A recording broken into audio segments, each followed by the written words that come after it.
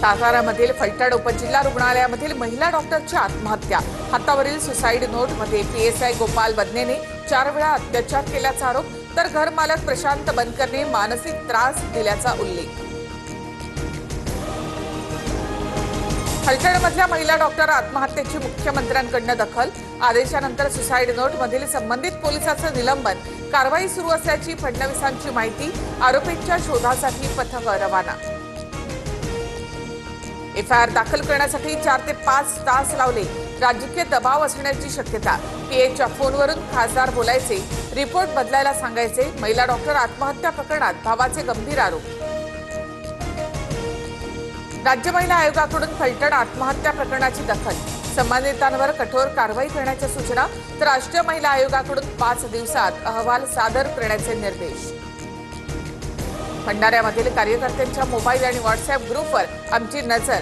बावनकुळेंचं खळबळजनक वक्तव्य, तर कार्यकर्त्यांनी बेईमानी केली तर 5 वर्ष दरवाजे बंद करणार, बावनकुळे यांचा इशारा।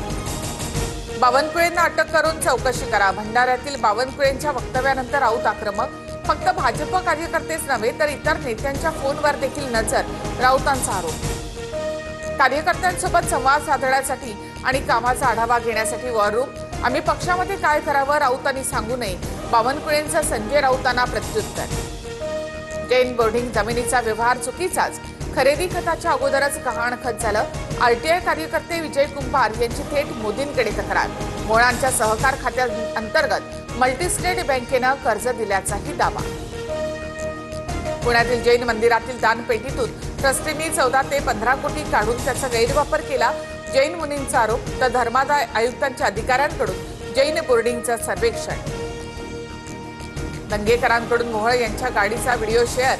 गाडी कोथरूडच्या बडेकर बिल्डरची असल्याचा दंगेकरांचा आरोप, तर मोहोळ आणि शासकीय यंत्रणा बिल्डरांच्या दारी गहाण ठेवली, दंगेकर यांची टीका। पुणेकरांना अभिमान वाटला पाहिजे की महापौर स्वतःची गाडी वापरतात, दंगेकरांचा बोगस कार्यक्रम सुरू। दंगेकरांनी आरोपांबाबतचे पुरावे दाखवावेत, मोहोळांचा दंगेकरांवर पलटवार। महायुतीमध्ये मतभेद होतील अशी वक्तव्य टाळण्याच्या आम्हाला सूचना, एकनाथ शिंदेही त्यांच्या नेत्यांना सांगतील, दंगेकरांच्या मुद्द्यावरून बावनकुळेंचं विधान। आदित्य ठाकरे 27 तारखेला मतचोरीबाबतचे पुरावे देणार। 1 नोव्हेंबरला महाविकास आघाडी आणि मनसेचा संयुक्त मोर्चा।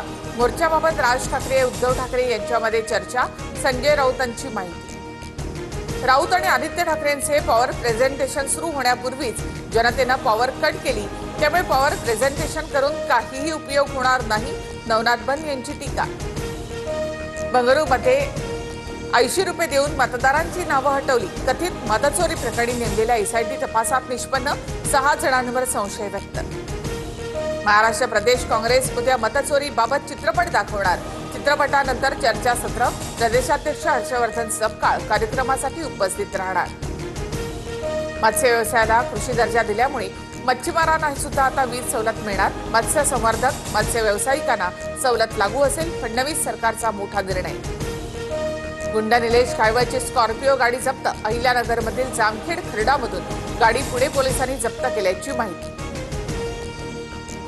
सांगलीमध्ये रात्री जयंत पाटलांच्या कारखान्याचं नाव बदलून राजे विजय डफळे असं लिहिलं। सकाळी पुन्हा राजे विजय डफळे नावाचा बोर्ड हटवला।